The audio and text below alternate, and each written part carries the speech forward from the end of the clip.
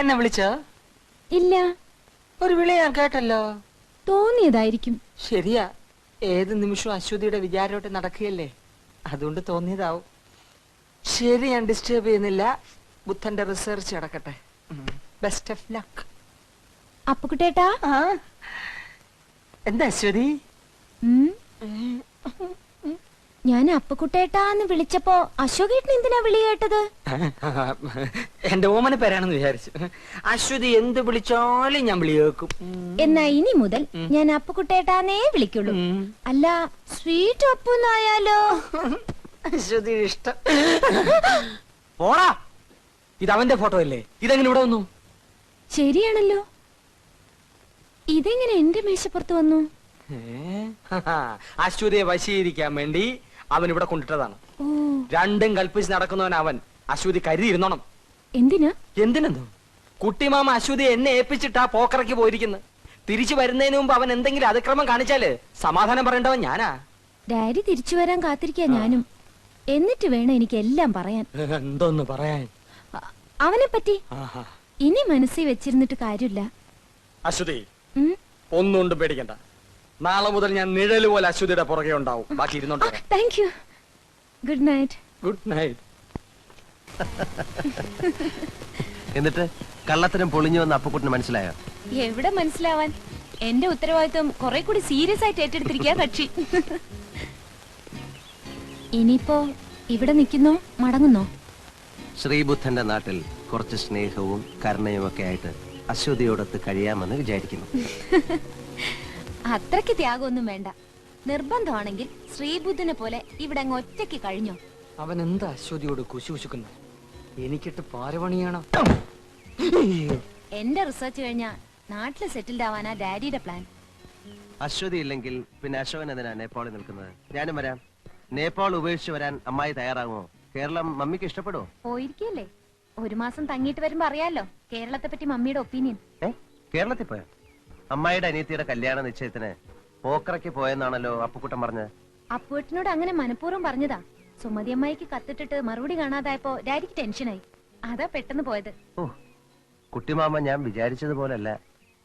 യഥാർത്ഥ അശോകൻ ആരാണെന്ന് കണ്ടുപിടിക്കാൻ മാത്രം പോയതാണോ അതോ കല്യാണക്കാരിയും സംസാരിക്കും? എന്റെ അശോകനെ ഞാൻ കണ്ടുപിടിച്ചെന്ന് ഡാഡിക്ക് ഇന്നലെ എഴുതിയിട്ടുണ്ട്. വീട്ടിലേക്ക് വരുന്നില്ലേ? കുട്ടിമാമയല്ലേ എന്നെ വീട്ടിൽ നിറക്കി വിട്ടത്. അമ്മാവൻ തന്നെ വന്ന് വിളിക്കട്ടെ. അപ്പോ നാളെ തിരികെ വെച്ച് കാണാം.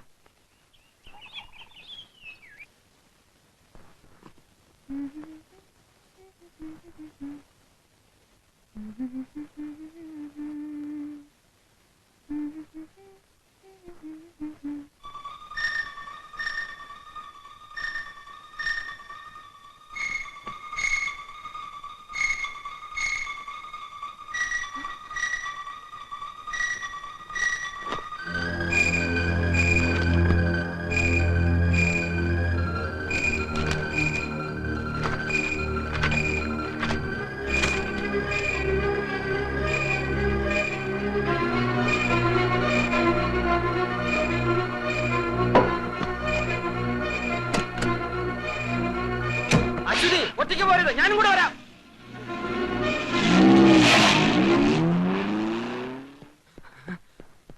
പോയോ?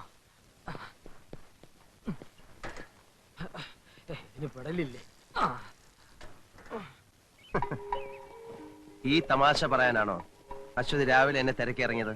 ഇത് തമാശയല്ല അശോകേട്ടാ, ഒരു സാധാരണ കുട്ടിയുടെ കഴുത്തിൽ കാണുന്നതല്ല ഈ മാല. ഉണ്ണിക്കുട്ടൻ ഒരു കൊച്ചു ദൈവം എന്നാണോ അശ്വതി പറഞ്ഞു വരുന്നത്?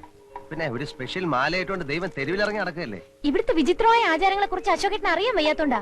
ആ കുട്ടിയുടെ കൈ പച്ച കുത്തിയിട്ടുണ്ടോ? പച്ച കുത്തിയിട്ടുണ്ട്. പേരെന്താന്ന് ചോദിച്ചോ? അത് ഏതാണ്ടൊരു വല്ലാത്ത പേരാ. ഏതാണ്ടൊരു പോച്ച എന്നോ റിംപോച്ച എന്നല്ലേ? അങ്ങനെ ഏതാണ്ടാ. മൈ ഗോഡ്, ആ കുട്ടി ഹുംല പർവ്വതത്തിന്റെ താഴ്വരയിലുള്ള ഏതോ മൊണാസ്ട്രിയിലെ ലാമയാവണം. ലാമ എന്ന് വെച്ചാ? വീട് എവിടെയെന്ന് ചോദിച്ചോ? വീട് ചോദിച്ചപ്പം ദൂരെ ഏതൊരു മലയിലേക്കാണ് അവൻ ചൂണ്ടിക്കാണിച്ചത്. ചിലപ്പോ നിന്ന് നിപ്പി അവനെ കാണില്ല. ഇപ്പൊ എവിടെയുണ്ട്? അവനിപ്പോ എന്റെ കൂടെ ഉണ്ട്. വാ.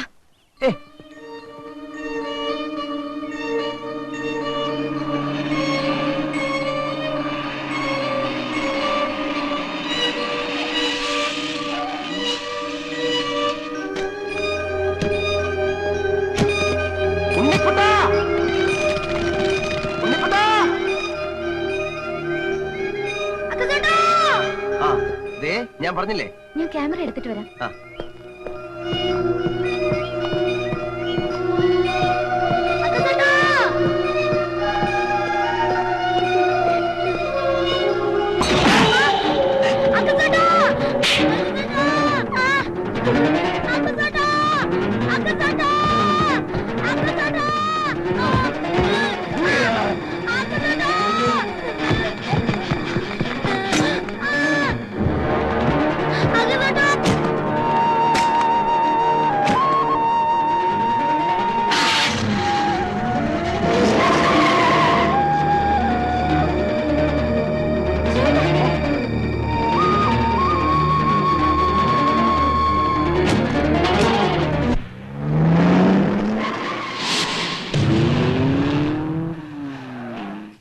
അമ്മച്ചി ഒന്ന് നിൽക്കണേ തേരി की एक लड़का एक लड़की ഇതുവഴി പോകുന്ന ദേഖി മറുക്കിൻ ചൊല്ലിന മരത്തിന്റെ മതി.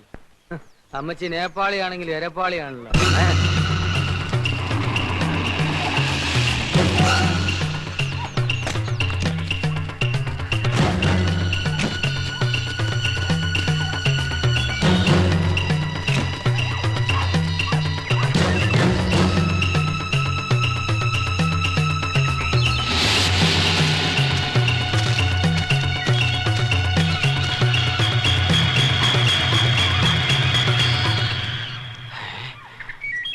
അശ്വതിക്ക് കാട്ടിൽ എന്താ കാര്യം?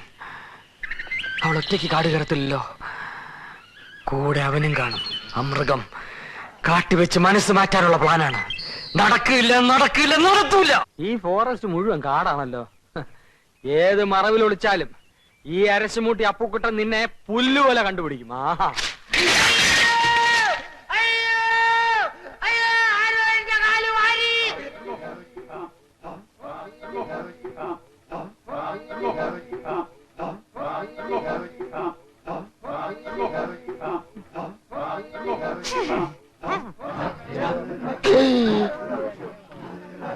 അയ്യോ അയ്യോ അയ്യോ എല്ലാരും കൂടി പിച്ച് തീർത്തിട്ടുണ്ടല്ലേ? അയ്യോ അയ്യോ അയ്യോ അയ്യോ എന്നൊന്നും ചെയ്യല്ലേ, എന്നൊന്നും ചെയ്യല്ലേ. എനിക്ക് വയ്യ. അയ്യോ അയ്യോ അയ്യോ അയ്യോ ഞാൻ പാവാണ്. എന്റെ ഒറ്റയ്ക്ക്. അയ്യോ എന്ത് എന്തത് ഏതാ? ഇങ്ങനെയൊക്കെ ചെയ്യേണ്ടി വരുമെന്ന് അറിഞ്ഞിരുന്ന നാട്ടിൽ നിന്ന് ഗോവിന്ദ കുരുക്കളുടെ പഠിച്ചുകൊണ്ട് വരായിരുന്നു. അയാളോട് വെറുതെ ഇരിക്കരുത്. അയ്യോ പെട്ടല്ലേ, ഞാൻ ചെയ്യണോ? അയ്യോ ചെയ്യാം. പിന്നെ അയ്യോ അയ്യോ ചവിട്ട്.